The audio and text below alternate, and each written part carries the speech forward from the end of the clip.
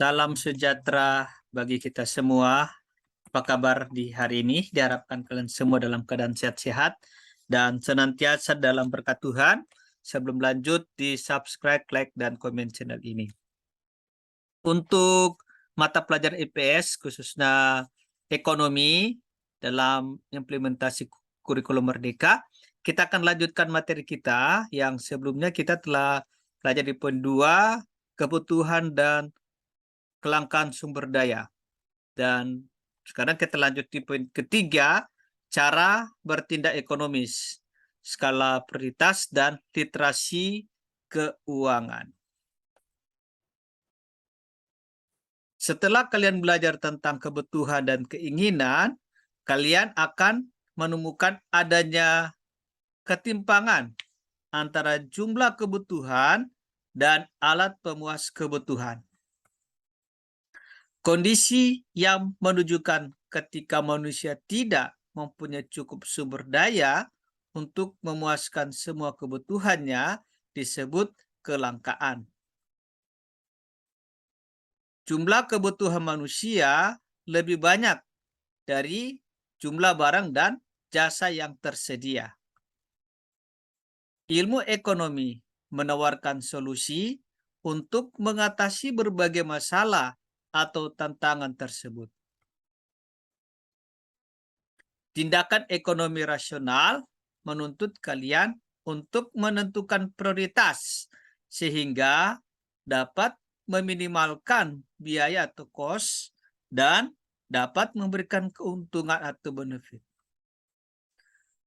Menurut Kamus Besar Bahasa Indonesia KBBI, prioritas adalah mendahulukan dan mengutamakan daripada yang lain. Ketika kalian menyusun skala prioritas, terdapat hal-hal yang mesti diperhatikan, yaitu 1. Kemampuan finansial atau tingkat pendapatan. Ketika menyusun kebutuhan atau menentukan keinginan, hendaknya kalian menyesuaikan dengan kemampuan, yaitu jumlah pendapatan. Yang kedua, status sosial atau kedudukan secara sosial. Status sosial atau kedudukan secara sosial, secara sosiologis, individu berada pada posisi sosial tertentu yang ditentukan berdasarkan profesi dan kelas sosial. Berdasarkan profesi, misalnya si A seorang fotografer dan si B seorang penulis. Perbedaan profesi ini akan memengaruhi cara individu menentukan prioritas kebutuhannya. Berdasarkan kelas sosial, contohnya prioritas kebutuhan seorang direktur perusahaan tentu berbeda dengan prioritas dari karyawan. Yang ketiga, lingkungan. Dalam hal ini, lingkungan dipahami sebagai lingkungan sosial dan fisik atau alam yang dapat memengaruhi cara individu menyusun dan menentukan prioritas. Contoh, mereka yang tinggal di tempat berhawa dingin akan memiliki prioritas berbeda dari mereka yang tinggal di tempat berhawa panas. Kita mulai di literasi keuangan. Ketika kalian berupaya memenuhi kebutuhan dan melakukan tindakan ekonomi, terutama tindakan rasional, terdapat beberapa pertimbangan yang akan dilakukan. Berbagai pertimbangan tersebut dipengaruhi oleh kecakapan dan pengetahuan.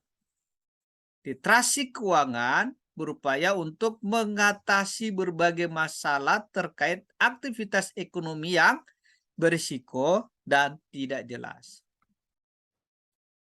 Literasi keuangan adalah kecakapan dan kemampuan untuk menentukan keputusan yang efektif dan bijaksana terkait penggunaan dan pengelolaan keuangan.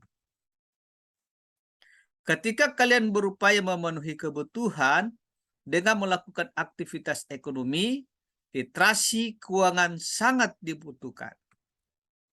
Literasi keuangan mencakup cara mengelola uang dengan bijaksana. Literasi keuangan memberikan pengetahuan agar kita mampu memutuskan pilihan yang paling baik dan menguntungkan.